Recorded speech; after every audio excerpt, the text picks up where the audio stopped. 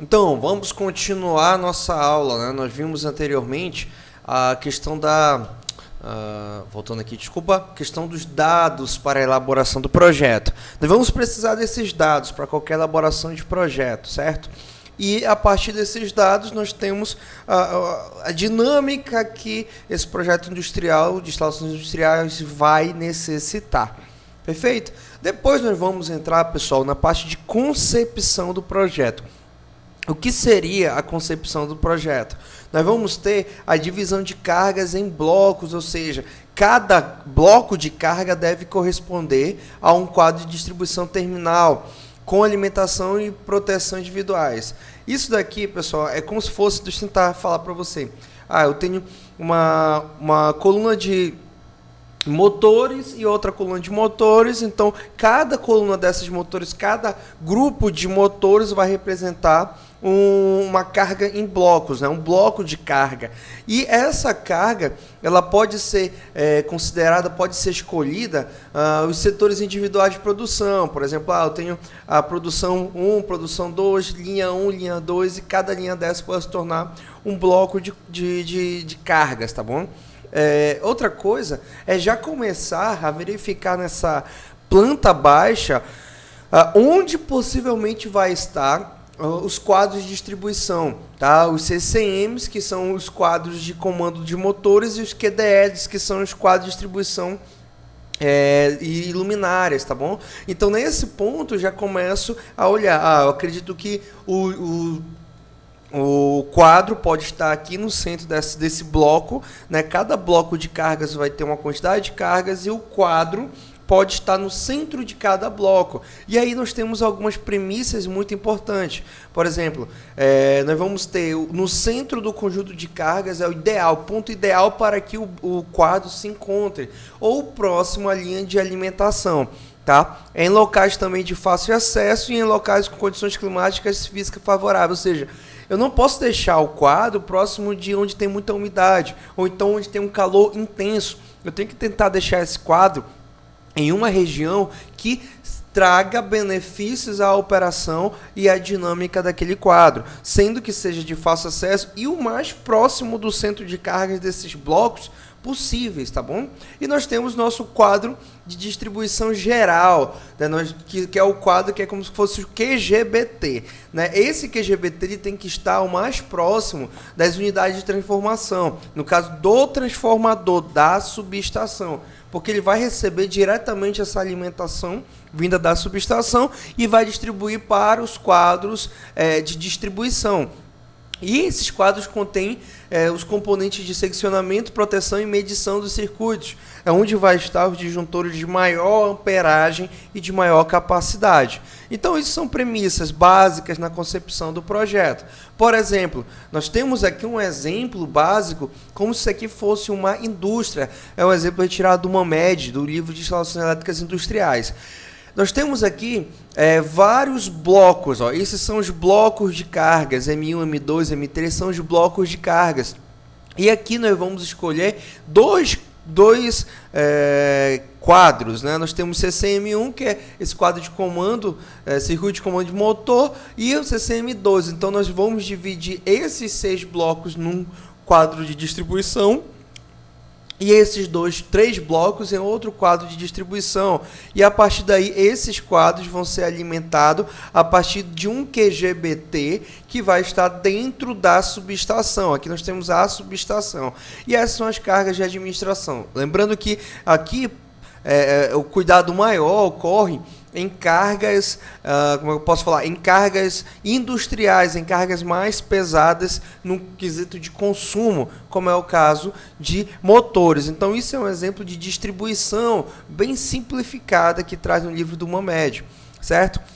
E aqui nós já vamos falar um pouco sobre onde pode estar a localização da subestação, né? A localização da subestação é um ponto que deve ser tratado de maneira bem criteriosa e, principalmente, nós vamos tentar deixar a subestação próximas aos centros de carga. O que nós temos aqui? Nós temos uma entrada da rede da concessionária, nós temos a subestação geral e aqui nós vamos ter a derivação em média tensão. Eu entro aqui no meu alimentador e aqui eu derivo em média tensão. E dentro dessa indústria eu vou ter 1, 2, 3, 4, 5 subestações. Isso aqui é comum em um projeto industrial, principalmente no nosso projeto, que nós vamos trabalhar durante o curso completo.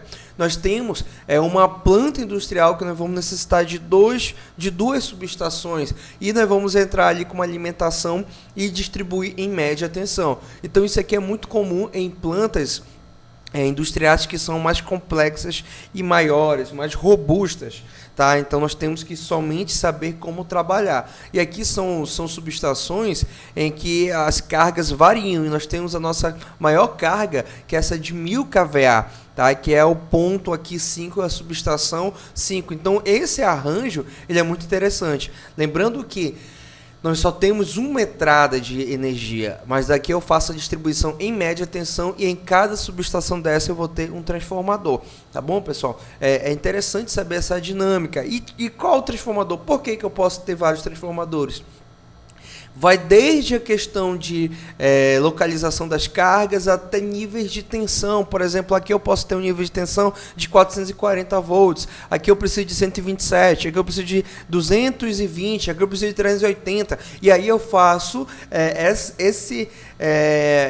essa saída em secundário transformador de acordo com o meu transformador. E eu posso separar e organizar essas cargas que dependem de níveis de tensões diferentes em um único local, que é uma subestação, são subestações aqui ramificadas, certo, pessoal? Então, é interessante. Por exemplo, na planta do nosso curso completo de instalações elétricas, nós temos ali 2 transformadores, que no caso, um transformador é para atender as cargas administrativas e outro transformador para atender as cargas mais pesadas, industriais, né, os motores e outras cargas com nível de tensão mais elevado. Então é muito interessante ter essa noção na hora de conceber o projeto, na hora de dividir o raciocínio e tratar ali uma estratégia. Outra questão, por exemplo, nós vamos ter aqui ele faz, pessoal, uma média, tá? E nós temos ali a posição, as distâncias das nossas mini subestações, né? E ele faz ali como se fosse um cálculo do centro de carga. Então eu somo as distâncias vezes as potências e eu tenho o possível centro de cargas, que nesse caso, desse cálculo, o centro de cargas está batendo bem aqui.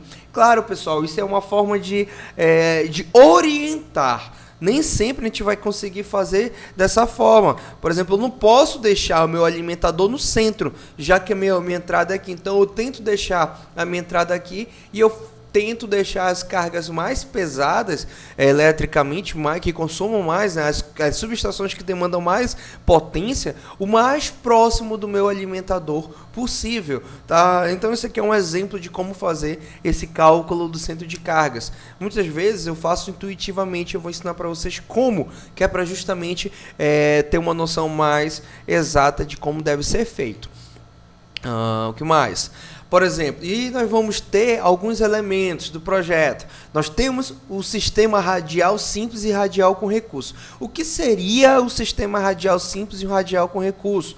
Nós temos aqui a nossa subestação, certo? E da subestação, lá na barra da subestação de distribuição, eu tenho aqui, pessoal, um único ramal que vai alimentar outros transformadores, claro, e chega até a minha indústria. Eu só tenho um alimentador vindo lá da nossa subestação da concessionária.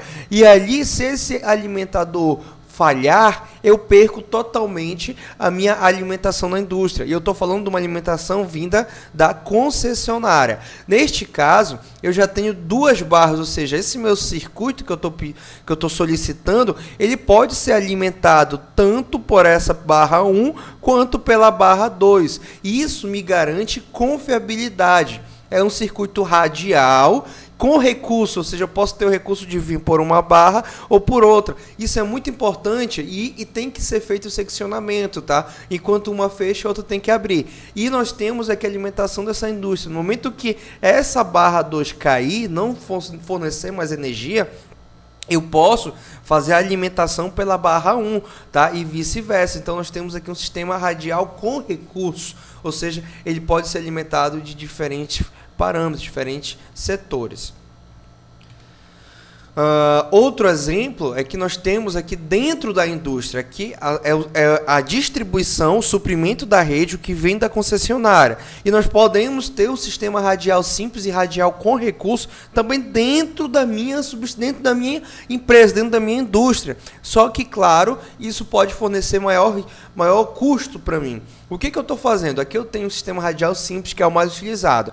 Tá? Eu entro em média tensão e eu alimento essas subestações, esses setores individuais em média tensão. Só que eu faço uma alimentação unitária, tá vendo? Eu tenho a barra aqui, eu alimento em um único ponto, certo? Isso é o radial simples. Agora, se eu faço uma diferenciação, ou seja, eu entro aqui com o meu alimentador e através dessa barra eu faço, por exemplo, eu tenho a possibilidade de alimentar a partir daqui dessa barra. Dessa outra média eu venho para cá e dessa média eu venho para cá e eu faço também uma realimentação. Ou seja, eu posso, por exemplo, falhar esse lado aqui, essa barra, esse alimentador ele falha, mas eu consigo alimentar a SE1 vindo por aqui, ó, tá vendo? Eu faço todo esse contorno e eu alimento a SE1. Isso é um sistema radial com recurso, ou seja, eu tenho duas barras para alimentar, eu tenho backup. Claro que é muito mais caro, mas isso vai depender da tua planta. Tem indústrias que elas fazem backups com transformadores, tá? Elas têm uma subestação de reserva para uma linha de produção, para um ponto, um setor da indústria, justamente porque eu não posso parar. No momento que eu tenho um problema ou eu preciso fazer uma manutenção numa subestação, eu simplesmente secciono e eu entro com recurso de backup. Eu entro com outro transformador, uma outra subestação para alimentar esse meu circuito. Perfeito? E aqui nós vamos ter, pessoal, a parte de concepção de projeto. Nós temos também um quadro de distribuição. Esse aqui é um quadro padrão industrial. Aqui nós vamos ter alimentador, aqui o alimentador desse nosso disjuntor, e o disjuntor eu tenho toda a proteção e toda a sua ramificação em circuitos. Tá? E aqui nós temos um outro tipo, né? Esse tipo aqui ele quase não é utilizado mais, tá, pessoal?